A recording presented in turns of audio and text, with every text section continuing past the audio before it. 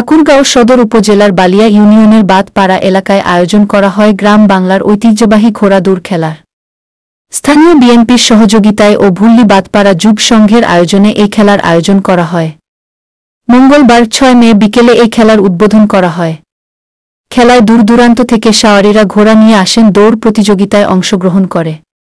দীর্ঘদিন পর গ্রাম বাংলার ঐতিহ্যবাহী খেলা দেখতে কয়েক হাজার উৎসুক জনতা ভিড় জমায় সেখানে। অতিথি হিসেবে উপস্থিত ছিলেন ঠাকুরগাঁও জেলা বিএনপির সহসাংগঠনিক সম্পাদক মিজানুর রহমান, ঠাকুরগাঁও সদর উপজেলা বিএনপির সিনিয়র সহসভাপতি নাজিমুল ইসলাম লাল, ঠাকুরগাঁও সদর উপজেলা যুবদলের সাবেক সভাপতি আশরাফুল ইসলাম, বালিয়া ইউনিয়ন বিএনপির সভাপতি আনোয়ার হোসেন, সাধারণ সম্পাদক ইদ্রিস আলী, ৪ নং বরগাঁও ইউনিয়ন বিএনপির সভাপতি ডাক্তার মোহাম্মদ আহমদ আলী এবং ৪ নং বরগাঁও ইউপি সদস্য তাইবুর জামান বাবু এবং প্রিন্ট মিডিয়ার সহ সকল স্থানীয় নেতৃবৃন্দ। আয়োজকরা জানান, মাদকমুক্ত সমাজ গড়তে ও ঐতিহ্যতা ধরে রাখতেই করা হয়েছে এই ঘোড়া দৌড় খেলার আয়োজন। প্রতিযোগিতা লিপ্ত হয়েছে, সেখানে কিন্তু একটি পাক সমাপ্ত হয়েছে।